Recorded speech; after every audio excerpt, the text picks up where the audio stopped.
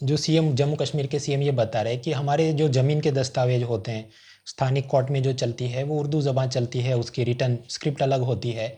अब अगर आप नायब तहसीलदार में ऐसे लोग भर्ती करेंगे जिनको हिंदी आती है, इंग्लिश आती है लेकिन उर्दू नहीं आती, तो वो कैसे लोगों की सुनवाई ठीक से कर पाएंगे? इस पर आप क्या सोचते हैं? तो बिकॉज जम्मू कश्मीर में उर्दू खाली अमुक जिलों के अंदर ही प्रचलित आपको मिलेगी।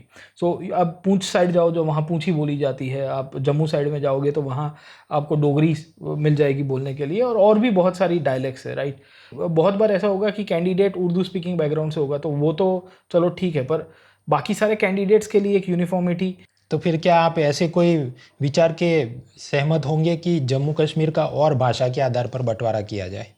अब इसमें नो डाउट जम्मू प्रदेश की एक डुग्गर प्रदेश की मांग चल रही है। आप देखिए कि कोई भी भाषा का पतन क्यों होता है, वो तो एक तो बोलना बंद कर देते हैं लोग या दूसरी भाषा की तरफ अडप्ट हो जाते हैं।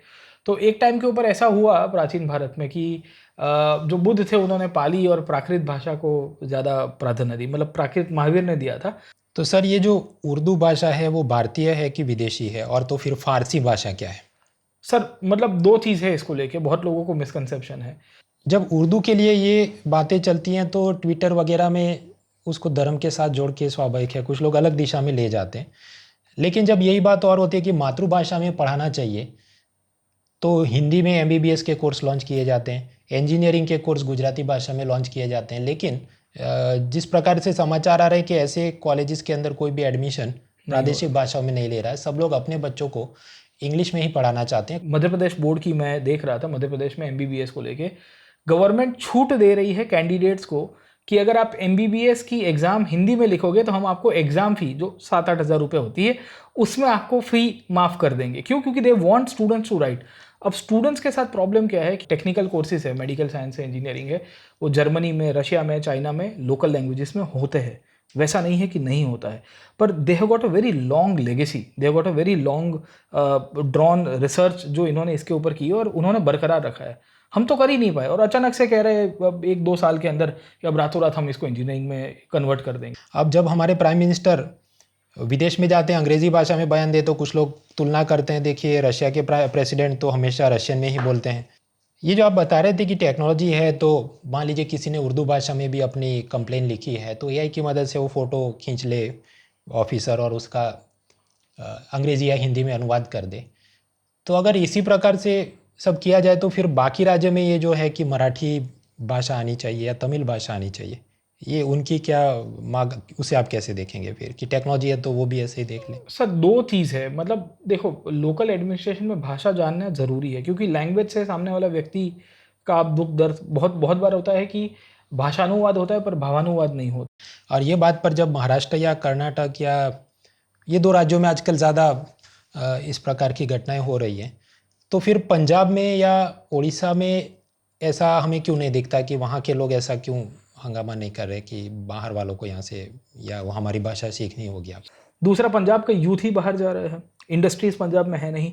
अच्छा, पंजाब में जो लेबर जा रहा है आज की तारीख में वो फार्म लेबर के रूप में है, जो माइग्रेंट लेबर के रूप में जा रहा है। जब तमिलनाडु या वेस्ट बंगाल के सीएम ये कहते हैं कि नीट को हटा देना चाहिए क्योंकि इसका सिलेबस पेपर और सब कुछ जो है वो इंग्लिश मीडियम वालों को फेवर करता है, हमारी तमिल या बंगाली भाषा में बच्चे वो मेरिट में आ ही नहीं सकते।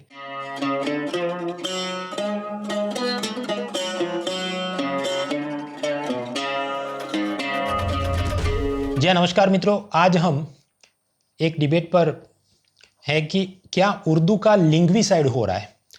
जेनोसाइड मतलब नरसंहार हो जाना, लिंग्विसाइड मतलब उस भाषा की हत्या कर देना। मामला कुछ ऐसा है कि जम्मू कश्मीर में नायब तहसीलदार की रिक्रूटमेंट होने वाली थी और वहाँ के लोक सेवा आयोग ने नोटिफाई किया कि इसके लिए उर्दू भाषा जानना अनिवार्य होगा। तो कुछ उम्मीदवारों ने आगे शिकायत लगाई और एक सेंट्रल एडमिनिस्ट्रेटिव ट्रिब्यूनल यानी सीएटी होता है, उसने ये पाया कि जम्मू कश्मीर में कानूनी रूप से 5 आधिकारिक भाषाएं हैं, हिंदी, उर्दू, इंग्लिश, कश्मीरी और डोगरी। तो इनमें से 5 में से कोई भी भाषा आपको आती है तो आप ये परीक्षा दे सकते हैं, नायब तहसीलदार बन सकते हैं। उसके लिए केवल और केवल उर्दू जानना अनिवार्य नहीं है। अब इसके बाद जम्मू कश्मीर के सीएम उमर अब्दुल्ला जी नाराज़ हो गए कि ये उर्दू की लिंग्विसाइड यानी भाषा की हत्या हो रही है और एक नायब तहसीलदार है तो उसे स्थानिक भाषा का जितने भी ज़मीन के दस्तावेज हैं उर्दू भाषा में उसकी समझ होनी चाहिए। तो इस पूरी चर्चा पर हम हिस्ट्री एजुकेटर प्रतीक नायक सर से जानने की कोशिश करेंगे। मित्रों, यूपीएससी का सिलेबस अगर एक रेस ट्रैक है तो इस रेस ट्रैक की लंबाई सबके लिए एक समान है, चाहे आप कॉलेज के फर्स्ट सेमेस्टर में है, लास्ट सेमेस्टर में है, वर्किंग प्रोफेशनल है या फुल टाइम स्टूडेंट है।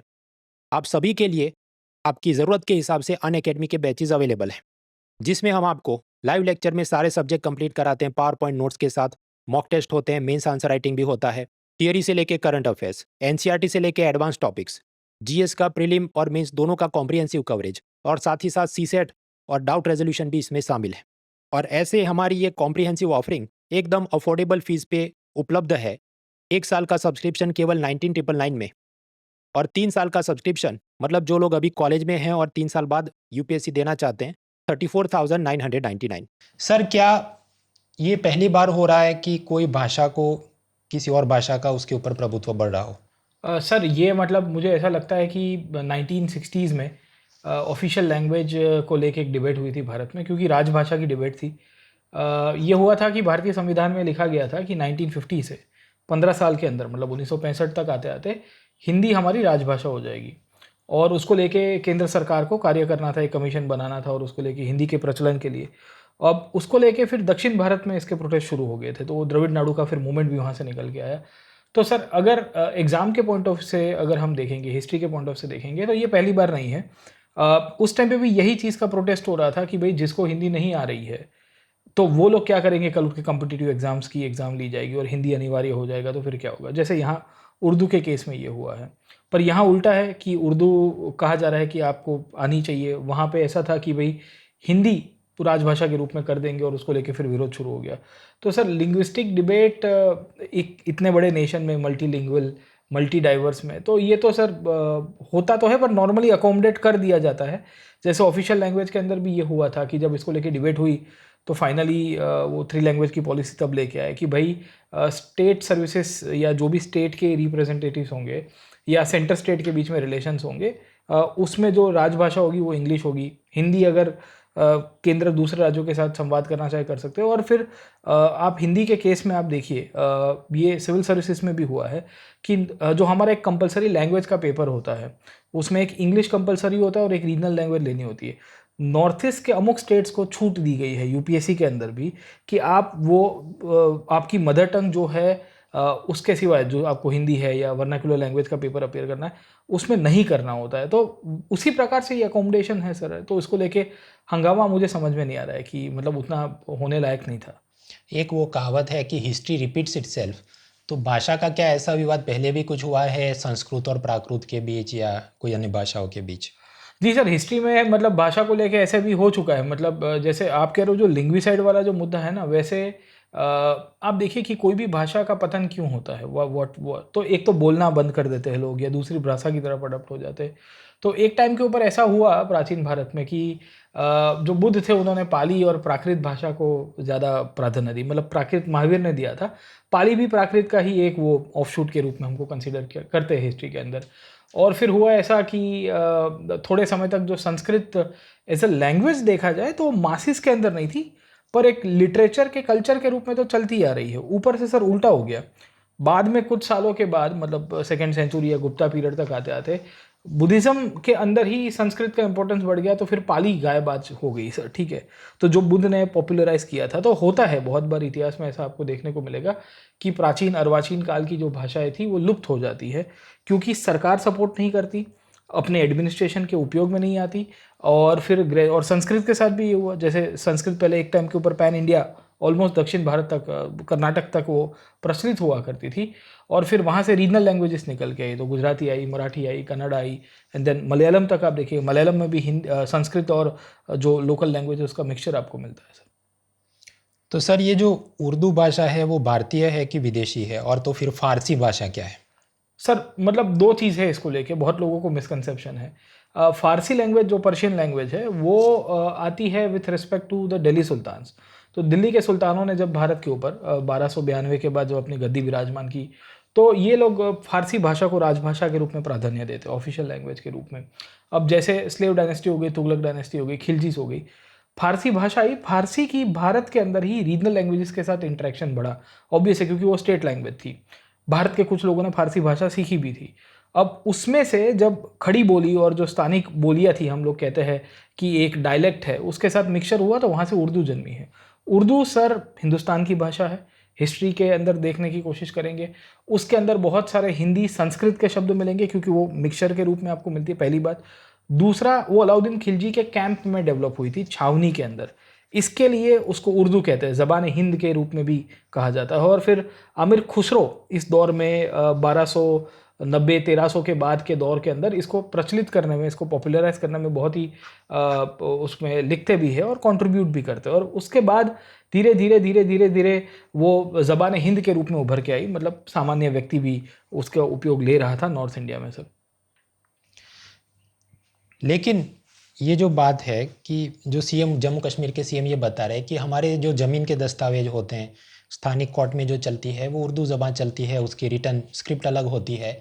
अब अगर आप नायब तहसीलदार में ऐसे लोग भर्ती करेंगे जिनको हिंदी आती है, इंग्लिश आती है, लेकिन उर्दू नहीं आती, तो वो कैसे लोगों की सुनवाई ठीक से कर पाएंगे? इस पर आप क्या सोचते हैं? सर मतलब मुझे इसके कंटेक्स्ट में ना मुझे लिंग्विस्टिक स्टेट्स का क्रिएशन याद आता है। भारत में राज्यों का जो क्रिएशन हुआ था 1956 में, फजल अली कमीशन ने भी जब रिकमेंडेशन किया, तो इसी बेसिस के ऊपर से किया था कि लोकल लैंग्वेज के आधार के ऊपर प्रशासन चले और उसकी मदद से हम जो एंड हमारे जो सिटीज़न हैं उनकी जो सिटीजन सेंट्रिक सर्विसेज है वो फुलफिल कर पाए। अब होता क्या है कि सर वो दौर अलग था। आज के तारीख के अंदर हम लोग जब उर्दू के केस में देखते हैं तो बिकॉज जम्मू कश्मीर में उर्दू खाली अमुक ज़िलों के अंदर ही प्रचलित आपको मिलेगी। सो अब पूंछ साइड जाओ, जो वहाँ पूंछी बोली जाती है, आप जम्मू साइड में जाओगे तो वहाँ आपको डोगरी मिल जाएगी बोलने के लिए, और भी बहुत सारी डायलेक्ट्स है, राइट। तो सिंगल है कि भाई बहुत बार ऐसा होगा कि कैंडिडेट उर्दू स्पीकिंग बैकग्राउंड से होगा तो वो तो चलो ठीक है, पर बाकी सारे कैंडिडेट्स के लिए एक यूनिफॉर्मिटी, पहली बात। दूसरा सर इसके अंदर से एक ये भी चीज़ देखने को मिल रही है कि पहले क्या था कि जो एंड यूज़र था या जो भी जो सिटीज़न था उसकी जो कंप्लेंट्स होती थी वो रीजनल लैंग्वेज में, आज भी वो उर्दू में शायद लिख के देंगे लोकल डिस्ट्रिक्ट के अंदर से, गांव के अंदर, तहसील के अंदर से। पर अभी क्या सर टेक्नोलॉजी का ज़माना आ गया है, तो टेक्नोलॉजी के सेंट्रिक कोई भी ऑफिसर होता है वो he can easily understand the grievances around. आप देखिए सर बहुत बार ऐसा होता है कि स्टेट सर्विसेज के अंदर या ऑल इंडिया सर्विसेज के ऑफिसर्स होते हैं, उनको लोकल कोई व्यक्ति कंप्लेन करने आता है, वो अपनी ज़बान, जैसे यहाँ गुजरात में होगा गुजराती में कंप्लेन करने आएगा, शायद तक हो सकता है कि ऑल इंडिया सर्विसेज के ऑफिसर को टाइमिंग उतनी गुजराती समझ में ना आ रही हो तो उसको ट्रांसलेट करवा देगा। जुडिशरी भी ये करती है सर। हाई कोर्ट्स के अंदर ट्रांसलेशन का अलग से बाकायदा डिपार्टमेंट है, लोकल कोर्ट्स हमारी लोकल लैंग्वेजेस में चलती है, तो उर्दू में भी ये चीज़ हो सकती है आगे जाके। तो आप ये बता रहे हैं कि पूरे जम्मू कश्मीर में उर्दू सबको नहीं आती है या कुछ भागों में बोली कुछ जाती है? भागों में बोली जाती, मतलब अधिकतर भागों में बोली जाती है, पर सब भागों में नहीं बोली जाती। तो फिर क्या आप ऐसे कोई विचार के सहमत होंगे कि जम्मू कश्मीर का और भाषा के आधार पर बंटवारा किया जाए? ऑलरेडी सर वो स्टेट के कंटेक्स्ट में अगर हम लोग देखेंगे तो उसको है ना, जो एडमिनिस्ट्रेटिव रीऑर्गेनाइजेशन तो हो चुका है। अब इसमें नो डाउट जम्मू प्रदेश की एक डुग्गर प्रदेश की मांग चल रही है, बहुत सालों, बहुत टाइम से चल रही है। तो वहाँ की जो जम्मू के जो रीजन है वो लोग कह रहे हैं कि हमारे साथ डेवलपमेंट के बेसिस के ऊपर अन्याय किया जा रहा है। हम कश्मीर वैली के कंपैरिजन में, जो वैली के डिस्ट्रिक्ट है, तो गवर्नमेंट ऑफ द डे उसके ऊपर फिर डिसाइड करेगी, पर भाषा आधारित ये कंपैरेटिवली लेस हो सकेगा कि भाषा आधारित डिवीजन, क्योंकि सर आज की तारीख में जो भी नए स्टेट्स का रीऑर्गेनाइजेशन हो रहा है या जो भी नए स्टेट्स की डिमांड भी आ रही है वो भाषा आधारित नहीं आ रही है। वो जैसे तेलंगाना आंध्र प्रदेश अलग हो गए तो वो तो एक ही भाषा बोलते थे, तो तेलुगु बोलते थे, तो भी वो कह रहे थे कि हमको अलग कर दें। तो एक डेवलपमेंट का पैराडाइम बहुत आ जाता है सर। अब जब उर्दू के लिए ये बातें चलती हैं तो ट्विटर वगैरह में उसको धर्म के साथ जोड़ के स्वाभाविक है कुछ लोग अलग दिशा में ले जाते हैं, लेकिन जब यही बात और होती है कि मातृभाषा में पढ़ाना चाहिए तो हिंदी में एमबीबीएस के कोर्स लॉन्च किए जाते हैं, इंजीनियरिंग के कोर्स गुजराती भाषा में लॉन्च किए जाते हैं, लेकिन जिस प्रकार से समाचार आ रहे हैं कि ऐसे कॉलेजेस के अंदर कोई भी एडमिशन प्रादेशिक भाषाओं में नहीं ले रहा है, सब लोग अपने बच्चों को इंग्लिश में ही पढ़ाना चाहते हैं कॉलेज और उच्च शिक्षा के लिए। तो आप ये जो मातृभाषा बनाम अंग्रेजी या हिंदी थोपना, इस डिबेट को कैसे देखते हैं, एक पेरेंट के रूप में और एक एडमिनिस्ट्रेटर के रूप में? सर दो चीज़ें मुझे समझ में आ रही। ये चीज़ हमने 1950 से 65 के बीच में एक्चुअली अगर करना था तो बहुत पहले कर देना था। हिंदी 1965 में राजभाषा के रूप में रिप्लेस होने वाली थी इंग्लिश को, जो अभी आज की तारीख में एसोसिएट लैंग्वेज के रूप में कंटिन्यू हो रही है under the official language act. ये तब का हो चुका होता है और शायद तब तक अभी तक ये जो डिबेट है हिंदी में इंजीनियरिंग, हिंदी के अंदर मेडिकल साइंसेज या वर्नाकुलर लैंग्वेज में हो गई होती। वो नहीं हुई उसके पीछे का एक मुख्य कारण है क्योंकि हमारे पास जो साइंटिफिक लर्निंग जो वर्नाकुलर लैंग्वेज में होना चाहिए, हिंदी या कोई भी मातृभाषा के अंदर होना चाहिए, उसके ऊपर हमारी सरकारों ने, हमारे जो रिसर्च डिपार्टमेंट्स होते हैं उन्होंने काम नहीं किया हुआ है। अभी आप ये बता रहे हो, मैं मध्य प्रदेश बोर्ड की मैं देख रहा था, मध्य प्रदेश में एमबीबीएस को लेके गवर्नमेंट छूट दे रही है कैंडिडेट्स को कि अगर आप एमबीबीएस की एग्ज़ाम हिंदी में लिखोगे तो हम आपको एग्ज़ाम फ़ी जो 7-8 हज़ार रुपये होती है उसमें आपको फ़ी माफ़ कर देंगे। क्यों? क्योंकि they want students to write. अब स्टूडेंट्स के साथ प्रॉब्लम क्या है कि जो किताबें आप हिंदी में देखोगे, मेडिकल साइंस की किताबें एक तो मैकेनिकल ट्रांसलेशन या गूगल ट्रांसलेशन के माध्यम से हुआ है, तो रियल जो मीनिंग आना चाहिए वो नहीं आ रहा है, वोकेबलरी उतनी डेवलप नहीं, पर ऊपर से टफ हो गया है। दूसरा, कैंडिडेट्स प्रेफर इसके लिए करते हैं या पेरेंट्स भी इसके लिए प्रेफर करते हैं कि भाई इंग्लिश एक ऐसी भाषा है आज की तारीख में, या इंडिया के अंदर भी आप देखेंगे जितना आप हायर जाओगे एडमिनिस्ट्रेशन में, प्राइवेट जॉब्स के अंदर, आप अभी आउटलुक अपना ग्लोबल बना के रखे हुए हो, तो आपको ये चीज़ समझ में आ रही है, पेरेंट्स को भी समझ में आ रही है, बच्चों को भी समझ में आ रही है कि भाई ये भाषा से मैं दूर जाऊँगा उतना ही मेरे लिए प्रॉब्लम है। अब टेक्निकली सर ये देखा जाए कि टेक्निकल कोर्सेज है, मेडिकल साइंस है, इंजीनियरिंग है, वो जर्मनी में, रशिया में, चाइना में लोकल लैंग्वेजेस में होते हैं। वैसा नहीं है कि नहीं होता है, पर they have got a very long legacy, they have got a very long drawn research जो इन्होंने इसके ऊपर की है और उन्होंने बरकरार रखा है। हम तो कर ही नहीं पाए और अचानक से कह रहे हैं अब 1-2 साल के अंदर कि अब रातों रात हम इसको इंजीनियरिंग में कन्वर्ट कर देंगे, तो इट्स वेरी टफ अराउंड। ये टफ हो जाएगा और कैंडिडेट्स ही प्रेफर नहीं करते ना सामान्यतः। ये जो आप बता रहे थे विदेशी भाषाओं के बारे में, तो यूनाइटेड नेशन या कहीं अंतर्राष्ट्रीय संस्थाओं में 4-5 ही बड़ी भाषाओं को मान्यता है, जैसे इंग्लिश, हाँ, फ्रेंच, जर्मन, रशियन आदि। राइट। फ्रांस में बोलते हैं, जर्मनी में भी अपनी भाषा का, जापान की भी अपनी भाषा में ही वो इंटरनेशनल फोरम में भी बोलते हैं। तो ये चीज़ आप क्या देखते हैं कि क्या भारत के प्राइम मिनिस्टर का हिंदी की बजाय अंग्रेज़ी में बोलना ये ऐसा दिखाता है कि हम अभी भी गुलाम मानसिकता में हैं, या ये दिखाता है कि वी आर ओपन माइंडेड? क्या? नो सर, ये क्योंकि सर्कमस्टेंशियल होता है, बहुत बार कुछ स्टेटमेंट रिलीज करने होते हैं तो इंग्लिश में, पर सामान्यतः जो समिट लेवल की डिस्कशंस होती है उसमें इनिशियल जो आइस ब्रेकिंग होता है वो शायद अंग्रेजी में प्राइम मिनिस्टर करते हैं।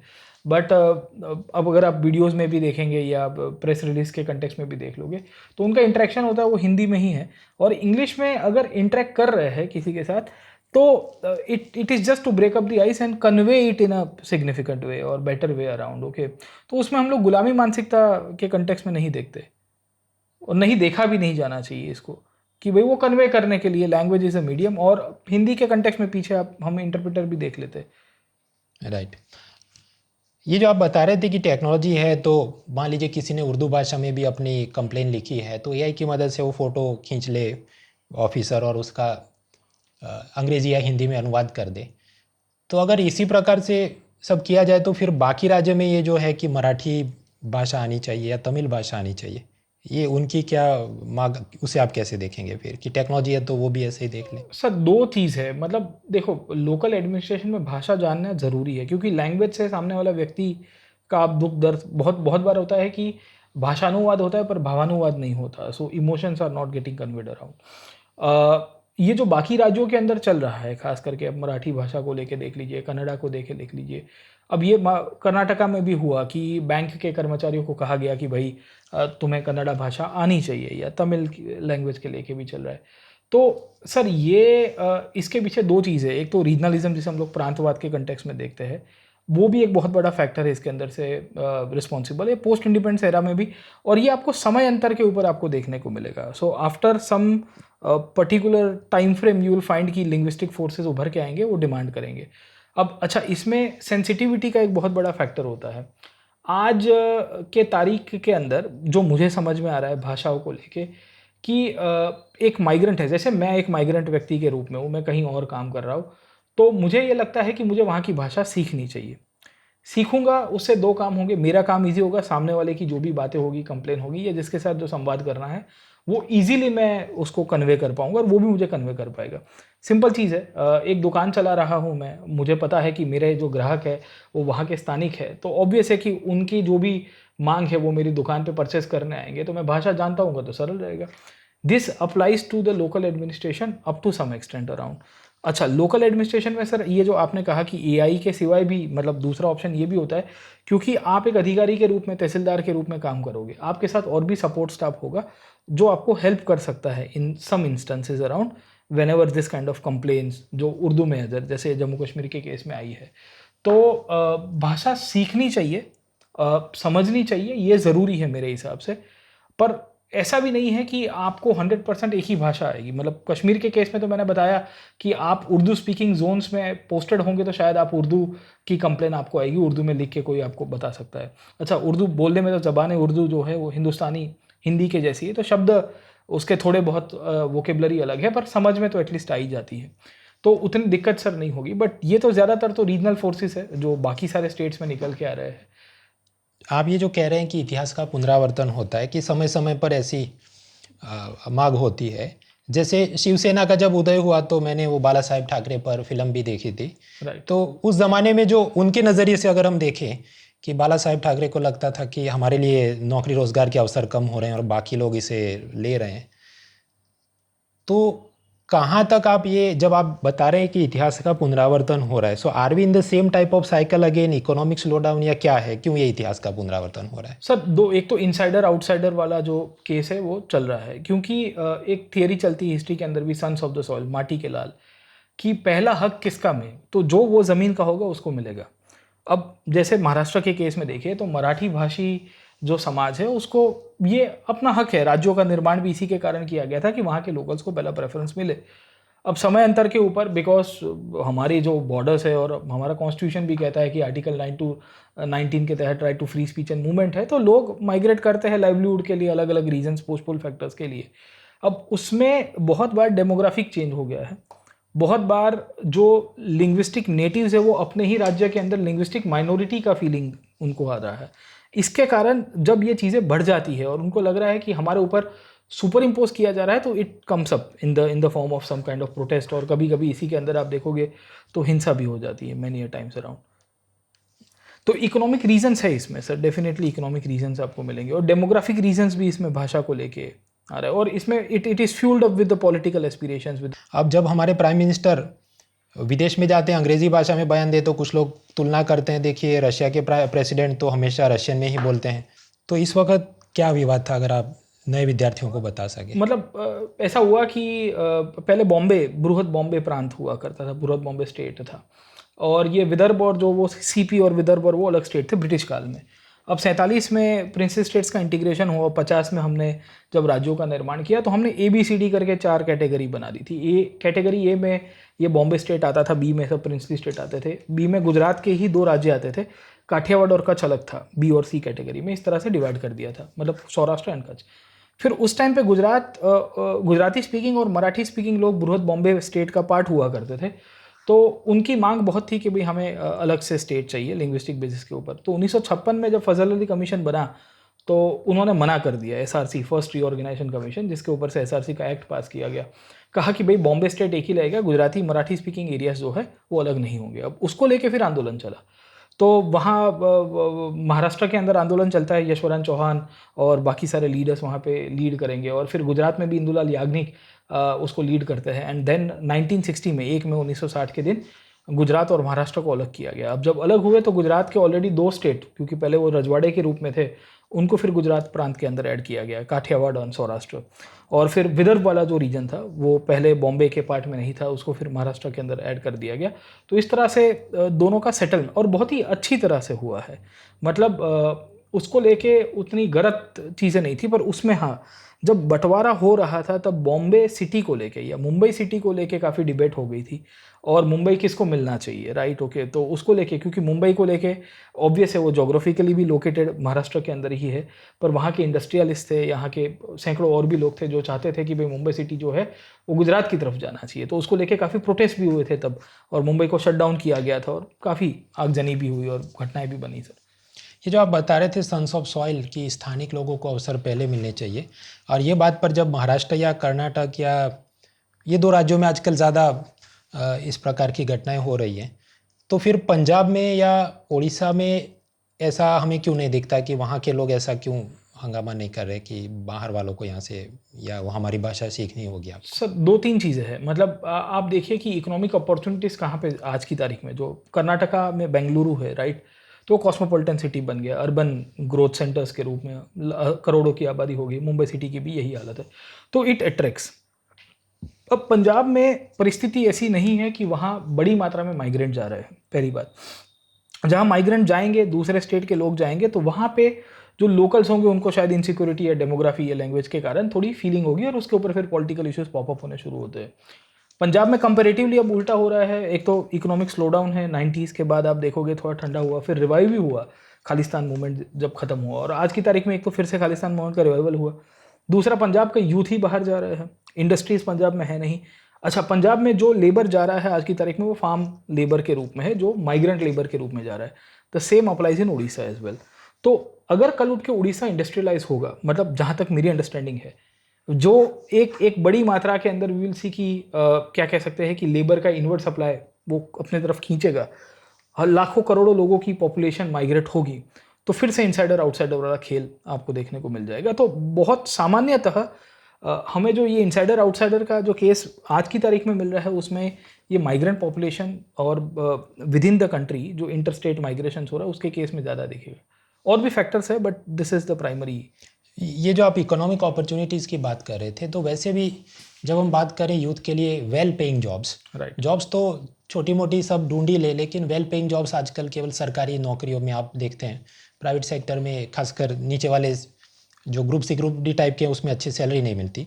इस कारण से सब लोग सरकारी नौकरी की चाव रखते हैं। अब एक कश्मीरी युवा के पॉइंट ऑफ व्यू से अगर हम देखें, वो सोचे कि चलिए हमें यहाँ पर कुछ मौका मिल जाए, नायब तहसीलदार की भर्ती है और उर्दू भाषा ही अगर कंपलसरी रखी जाए तो कंपटीशन भी थोड़ा मर्यादित रहेगा। जब आपका इंग्लिश हिंदी सब लोग आ सकते हैं, तो फिर ऐसे ऐसे लोग जो बाहर के हैं या जो खाते पीते घर के हैं, जो कहीं और दूसरी जगह पढ़ के आए हैं, तो उनको भी compete करना पड़े। तो ये उस प्रकार से आप कैसे देखते हैं कि क्या ये बात सही नहीं है कि वो बच्चे जो एक खास सोशियो इकोनॉमिक बैकग्राउंड से आते हैं, अगर वो ऐसी इच्छा रखे कि कंपलसरी रखो ताकि हमें कुछ। सर नॉर्मली जैसे मैं गुजरात की बात कर देता हूँ, गुजरात में जैसे गुजराती मदर टंग कंपलसरी हो ऐसा ज़रूरी नहीं है, पर गुजराती का एक पेपर आता है। अगर आप गुजराती के वो पेपर में क्लास 3 के एग्ज़ाम है जो नायब तहसीलदार की इक्विवेलेंट गुजरात CPSE कंडक्ट करता है, वो कहता है कि your mother tongue might be different, आप मराठी स्पीकिंग होगे पर आप ये एग्ज़ाम पास करके आओ, ठीक है। अगर आप वो गुजराती की सब्जेक्ट स्पेसिफिक एग्ज़ाम है, मतलब GS के साथ ऐसे, और उसमें ऐसे राइटिंग और सब कुछ होता है, लेटर राइटिंग भी होता है, वो एग्ज़ाम पास करो and then we will recommend you, we don't have any problem, at least आपकी प्रोफिशिएंसी तो है। जम्मू कश्मीर की गवर्नमेंट भी शायद इसमें मिडिल पाथ ये निकाल सकती है, rather than keeping it Urdu as your ज़बान, मतलब आपकी मदर टंग में आपको आनी चाहिए, वो उसके सिवा चलेगा नहीं। उसकी जगह आप ये कर दो कि भाई आपको उर्दू आती है, उर्दू का एक पेपर जो भी होगा या उसकी एग्ज़ाम में जो भी वेटेज होगा उस तरह से। बट इसमें प्रॉब्लम ये है कि being a multilingual state around, ठीक है, तो आप कितनी यूनिफॉर्म वे के अंदर इसकी पॉलिसीज़ को लागू करेंगे। ये एग्ज़ाम के अंदर प्रादेशिक भाषाओं में जब तमिलनाडु या वेस्ट बंगाल के CM ये कहते हैं कि नीट को हटा देना चाहिए क्योंकि इसका सिलेबस पेपर और सब कुछ जो है वो इंग्लिश मीडियम वालों को फेवर करता है, हमारे तमिल या बंगाली भाषा में बच्चे वो मेरिट में आ ही नहीं सकते। एडिशनली नीट के स्कोर पर जब आपका सरकारी कॉलेज में एडमिशन होता है तो उसकी जितनी सारी फ़ी माफ़ है, तो राज्य सरकार भी बहुत सारी सब्सिडी पर सीट पर दे रहा है, लगभग 40 लाख रुपए पूरा उसका MBBS का कोर्स देखो। तो आप ये डिमांड कितनी जस्टिफाइड मानते हैं जब स्टेट गवर्नमेंट ये कहे कि नीट हम पे थोपी जा रही है, भाषा थोपी जा रही है? सर मतलब दो चीज़ है ऑनेस्टली, नीट के कंटेक्स में तो क्योंकि ये ऑल इंडिया लेवल की एग्ज़ाम है, अब अगर हम लोग इसको इस तरह से देखें कि आपके ऊपर थोपी जा रही है तो ये तो वो हो जाएगा। इससे अच्छा मुझे ये लगता है कि the government should like no ready their youth कि वो उसके लेवल के कम्पीट, उस लेवल पे कम्पीट कर पाए। जैसे गुजरात में ये हुआ कि गुजरात की गवर्नमेंट ने ये कहना शुरू कर दिया कि भाई हम अब NCERT को पढ़ाना शुरू करेंगे सो दैट हमारे बच्चे नीट और AIEEE लेवल की जो भी एंट्रेंस एग्ज़ाम है उसमें तैयारी कर पाए। हम लोगों के साथ वो अनकम्पिट या काइंड ऑफ हमारी जो कॉम्पिटिटिव एज मिसिंग है उसको हम लोग पहुंच पाए। तो ये ऐसा हो जाएगा कि आपको लगेगा कि भाई नहीं हमारे बच्चों पिछड़ रहे हैं एक तरह से, या काइंड ऑफ हम लोग को उसको जो स्किल एक तरह से डेवलप करनी चाहिए स्किल सेट के केस में। दूसरा, नीट को रीजनल लैंग्वेज में कंडक्ट कराने का एक ऑप्शन जो डिमांड चल रहा है उसको लेके तो because we have a federal framework, kind of a federal framework, तो उसमें अकोमोडेशन किया जा सकता है सर।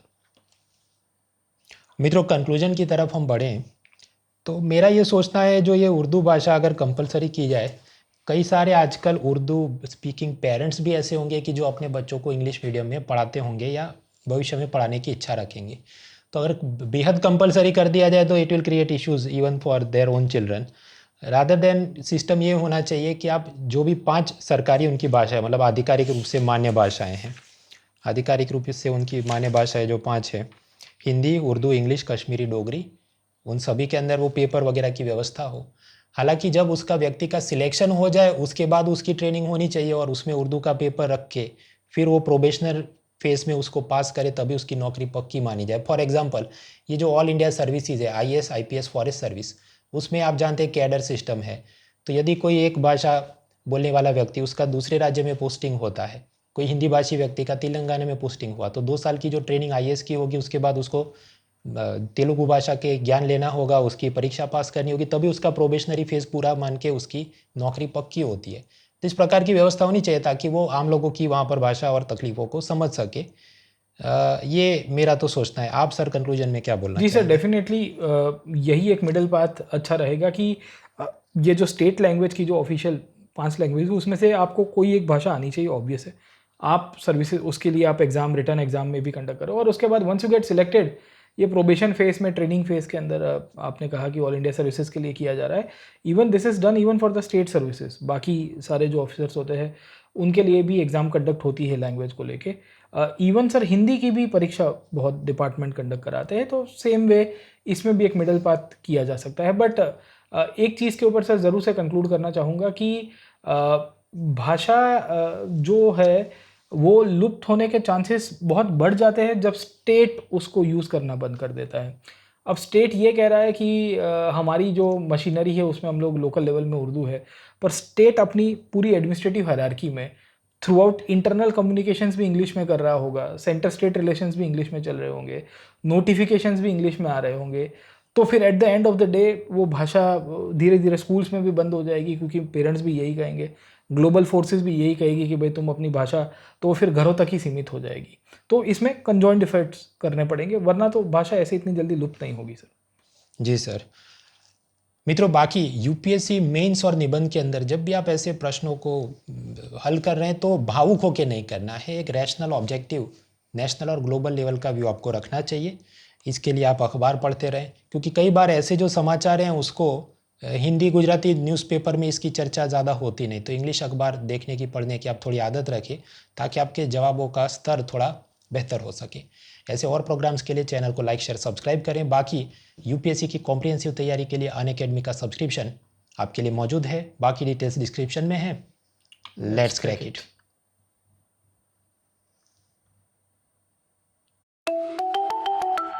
Unacademy.